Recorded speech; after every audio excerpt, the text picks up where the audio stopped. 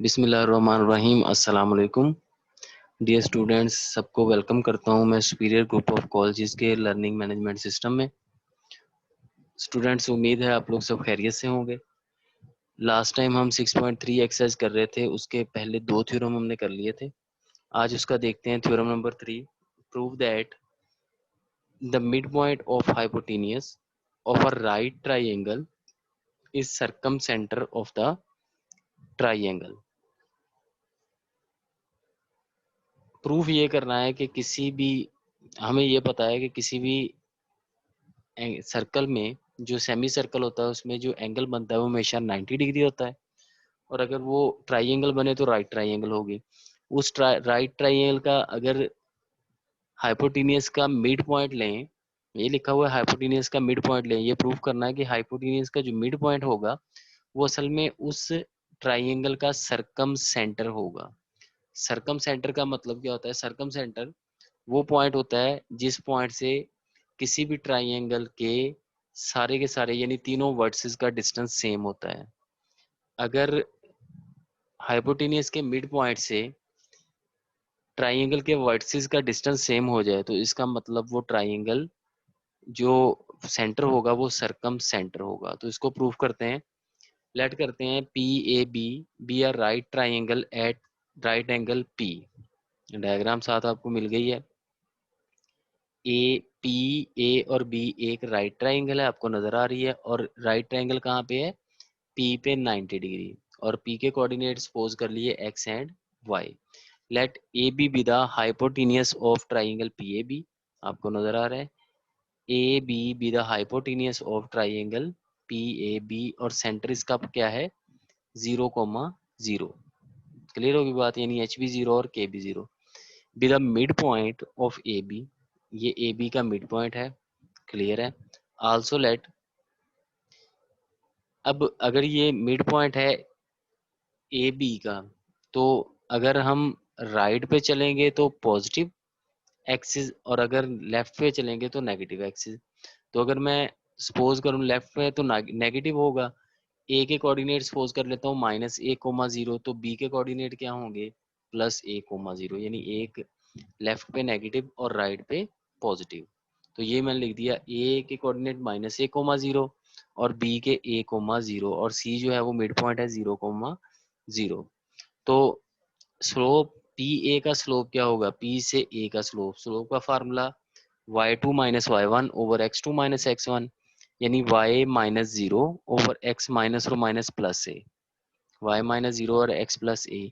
इस तरह अगर मैं पी बी का स्लोप चेक करूं तो क्या होगा? y -0 over x minus A, y -0 over x minus A.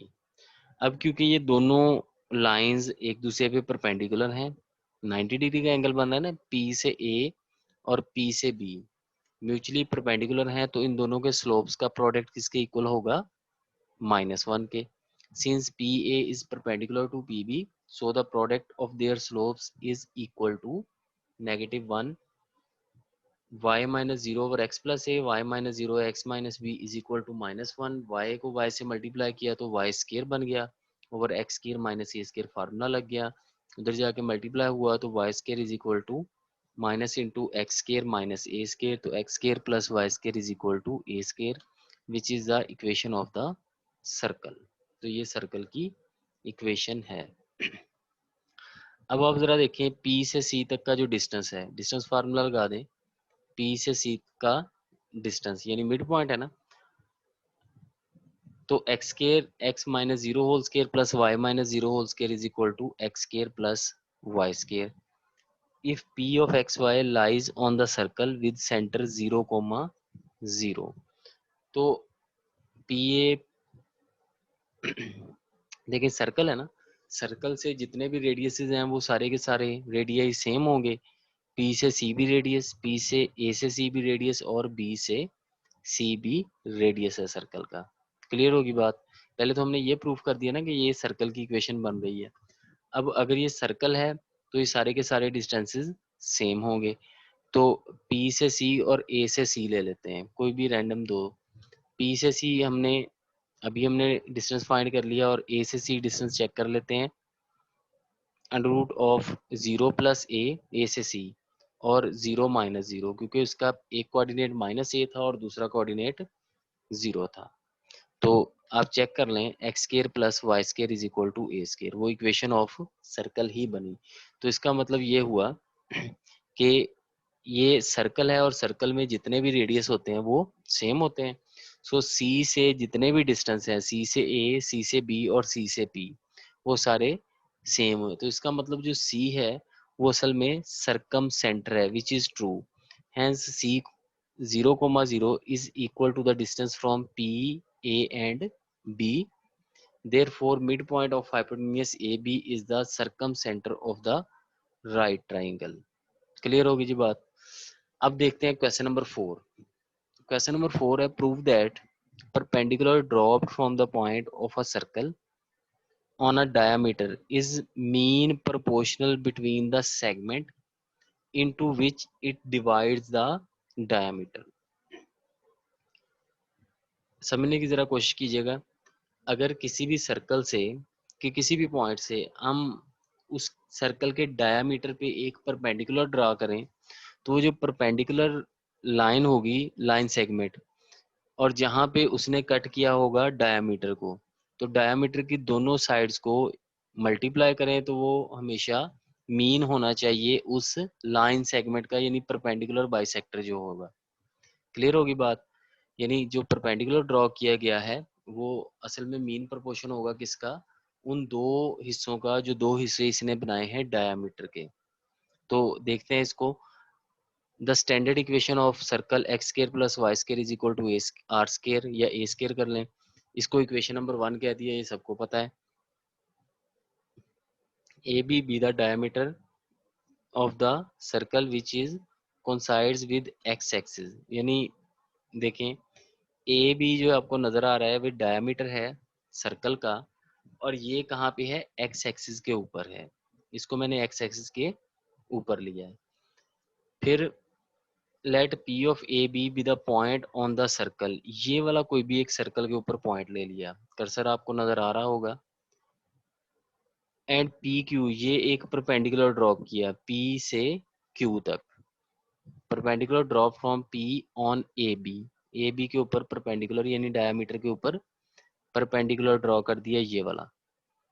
The equation of P Q की इक्वेशन क्या होगी, इस पी क्यू की, ये यही वाला डिस्टेंस है ना असल में x से, तो x इज इक्वल टू ए वाला डिस्टेंस आ जाएगा, क्योंकि ये x कोऑर्डिनेट इसका क्या है a, ये ड्रॉप हुआ है x एक्सिस पे, तो इसका y कोऑर्डिनेट क्या हो जाएगा 0। सो इसकी इक्वेशन क्या बन गई, x is equal to a। Coordinate of the foot of the perpendicular foot of the perpendicular के कोऑर्डिनेट क्या होंगे a,0, तो ये बन गया a,0। क्यों, क्योंकि ये x एक्सिस पे है, इसलिए दोबारा बता रहा हूँ y कोऑर्डिनेट इसका 0 होगा। So P Q is equal to B, P से क्यू तक ये वाला डिस्टेंस क्या है असल में y एक्सिस का, तो y एक्सिस में क्या है b, पी क्यू किसके इक्वल आ गया b के, तो पी क्यू स्केयर किसके इक्वल आ जाएगा b स्केयर। इसको कह दिया इक्वेशन नंबर 2। डायग्राम दोबारा से मैंने यहाँ पे ड्रॉ कर लिया है। Since P of A B lies on circle, क्योंकि ये सर्कल के ऊपर लाई कर रहा है, इसलिए A square plus B square is equal to are square. ये सर्कल को सेटिस्फाई करेगा, x square plus y square is equal to are square. तो एक्स और वाई की जगह कोऑर्डिनेट पुट कर दिए, A square plus B square is equal to are square, B square is equal to are square minus A square. तो इसका मतलब ये हुआ, अब रेडियस बना ना आर इसका, तो इसका मतलब ये हुआ कि जो ए के कोऑर्डिनेट होंगे ये, वो मैंने पहले बताया था ये सेंटर का पॉइंट है, अगर सेंटर से लेफ्ट पे जाएं तो नेगेटिव, राइट पे जाएं तो पॉजिटिव। तो ए के कोऑर्डिनेट क्या हो जाएंगे -r,0, क्योंकि r रेडियस है इसका, और बी के कोऑर्डिनेट क्या हो जाएंगे r,0। इसका मतलब ये नहीं है कि रेडियस नेगेटिव है, रेडियस कभी भी नेगेटिव नहीं होता, ये सिर्फ इसकी डायरेक्शन को शो कर रहा है कि लेफ्ट पे है तो नेगेटिव एक्स एक्सिस पे, राइट पे है तो पॉजिटिव एक्स एक्सिस पे। Therefore AQ is equal to R plus A से इस Q तक जाएं तो ये तो रेडियस का डिस्टेंस है सेंटर तक, और इतना डिस्टेंस इसमें और ऐड कर दिया A का, तो असल में ए से क्यू तक का जो डिस्टेंस है वो असल में क्या होगा, ये आर यहाँ तक सेंटर तक और इतना डिस्टेंस है ये, तो आर प्लस ए। और अगर बी से क्यू तक का डिस्टेंस देखें, ये वाला बी से क्यू तक का, तो टोटल ये वाला डिस्टेंस आर है रेडियस, उसमें से ये वाला ए वाला माइनस कर दिया, तो आर माइनस ए आ जाएगा बी क्यू। इनको अगर मैं मल्टीप्लाई कर लूँ A Q into B Q, तो बन जाएगा r plus a into r minus a, r square minus A square. ये किसके इक्वल होता है, बी स्केयर। अभी हमने चेक किया R square minus A square is equal to B square. और इक्वेशन नंबर 2 में बी स्केयर किसके इक्वल था, पी क्यू स्केयर के। तो O A O B O is equal to P Q square, यानी ए से ओ और ए से बी से ओ, ये असल में ए से क्यू है, सॉरी ए से क्यू और बी से क्यू, ए से क्यू इधर से और बी से क्यू, इन दोनों को मल्टीप्लाई करें तो ये पी से क्यू स्केयर के इक्वल बना। ये असल में मीन प्रोपोर्शनल की डेफिनेशन होती है कि A into B is equal to C square. तो सी जो है वो मीन प्रोपोर्शन है ए और बी का, तो ये हमने प्रूफ करना था। क्लियर होगी जी बात। तो उम्मीद है आप लोगों को ये चीज़ें क्लियर हो गई होगी। 6.3 कंप्लीट हो गई है। नेक्स्ट लेक्चर में इंशाल्लाह 6.4 स्टार्ट करेंगे। अपना ख्याल रखिएगा। अल्लाह हाफिज़।